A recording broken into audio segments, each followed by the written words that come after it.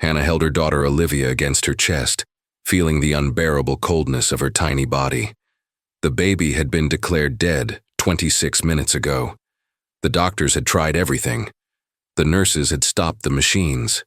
This was goodbye. Hannah pressed her lips against Olivia's forehead one final time, whispering through tears, "I love you, my angel." And then, as she began to pull away, she felt it. A gasp. A tiny, impossible gasp.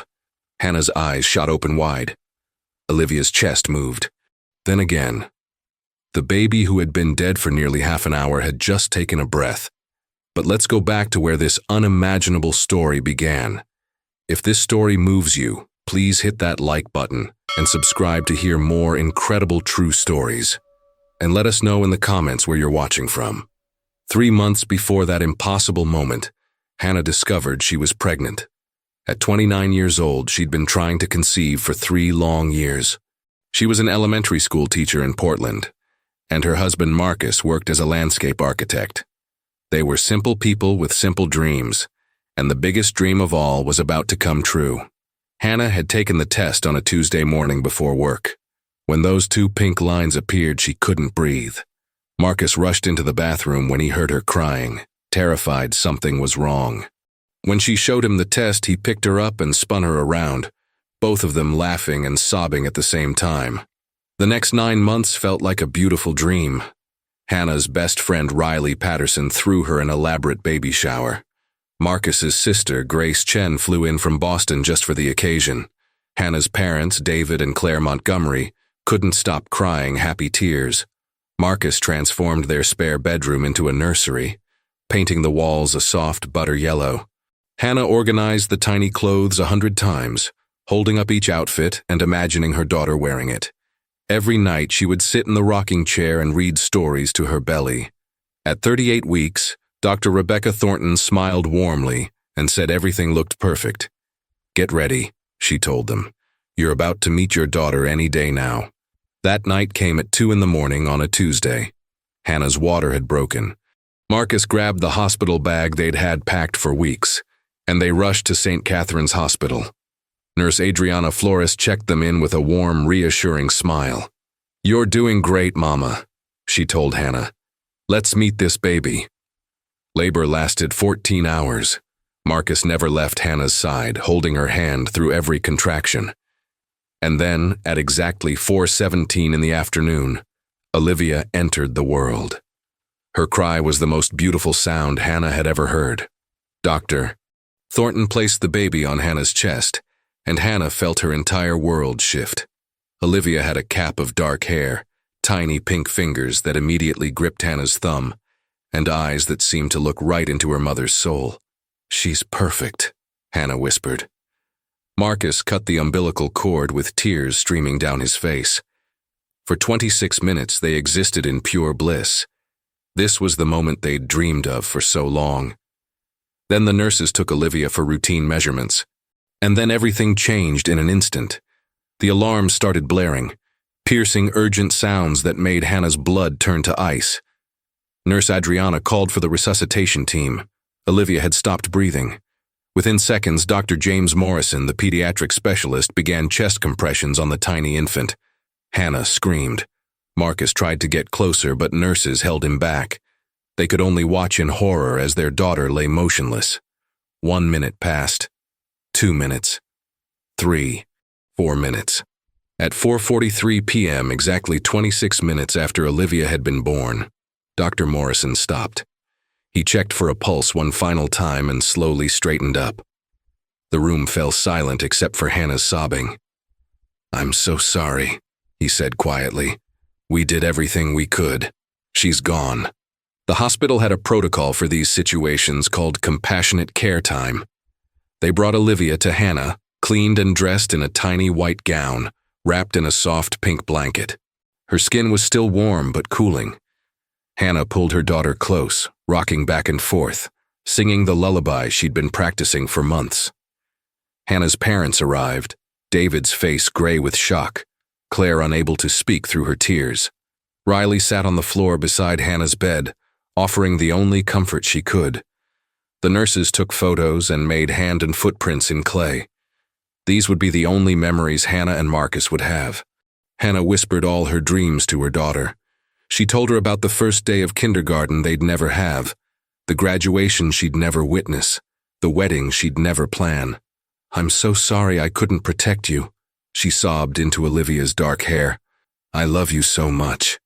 After 90 minutes, Nurse Adriana approached gently. It was time. Hannah had to let go.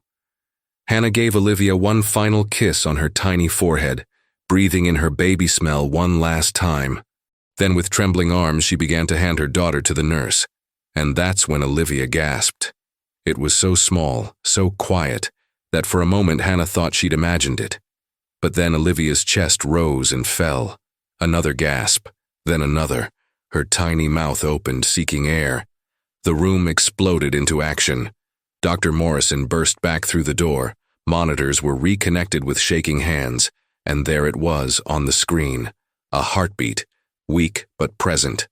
Olivia was breathing on her own. "She's breathing," Dr. Morrison said, his voice filled with disbelief. "She's actually breathing." Olivia was rushed to the NICU immediately. Hannah and Marcus followed in a daze. Their daughter had been dead. They'd said goodbye. And now she was breathing. Dr. Morrison had no medical explanation. "I've been practicing for 23 years, he told them. "I have never seen anything like this." Neurologist, Dr. Sarah Kim was called in for an emergency evaluation. The medical team ran test after test throughout the night, searching for brain damage or organ failure. Hannah refused to leave the NICU. She sat beside Olivia's incubator hour after hour, her hand holding those tiny fingers. Marcus brought her food she didn't eat. Riley came and went with coffee and support. The hospital chaplain quietly called it unprecedented in the medical sense, but not unprecedented in the spiritual one. Days turned into a week. Slowly, incredibly, Olivia grew stronger. Her breathing stabilized, her heart rate normalized. The test results came back, and impossibly, everything was normal. No brain damage despite being without oxygen for 26 minutes. No organ damage, no explanation. On day 5, Hannah got to hold her daughter while she was alive and breathing. The weight of a living baby in her arms, the warmth of her body, the flutter of her eyelashes. Hannah sobbed so hard she could barely breathe, but this time from joy. On day 12, Dr. Thornton signed the discharge papers with tears in her eyes. "Take your miracle baby home," she said. Dr. Kim had tried to explain it. There's something called the Lazarus phenomenon, where spontaneous circulation returns after failed resuscitation. But it typically happens within minutes, not after a declaration of death, and never with such a positive outcome after such an extended period. She paused. "Honestly, I have no idea why Olivia is alive, but she is." Hannah didn't need a medical explanation. She had her daughter. She had her miracle. Today, Olivia is 8 months old. She's hitting every developmental milestone. She laughs, reaches for her mother's hair, and has just started trying to crawl. There are no lasting effects from her temporary death. Medically, she's a perfectly normal, healthy baby.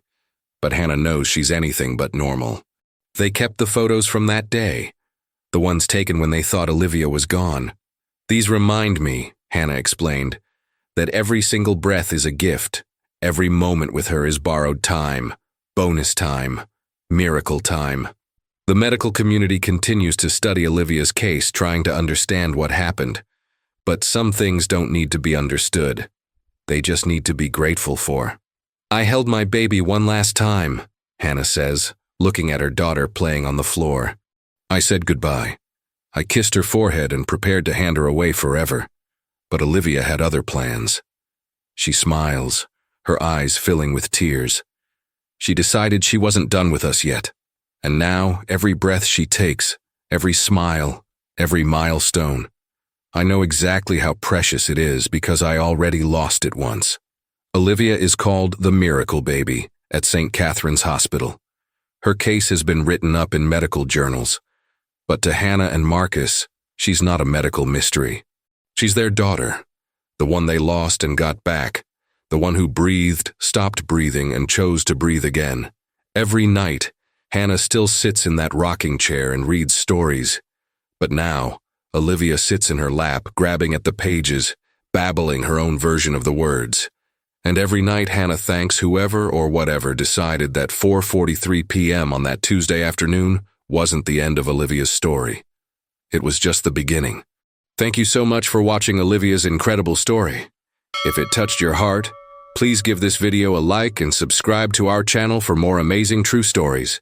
And we'd love to know, where in the world are you watching from? Drop your location in the comments below.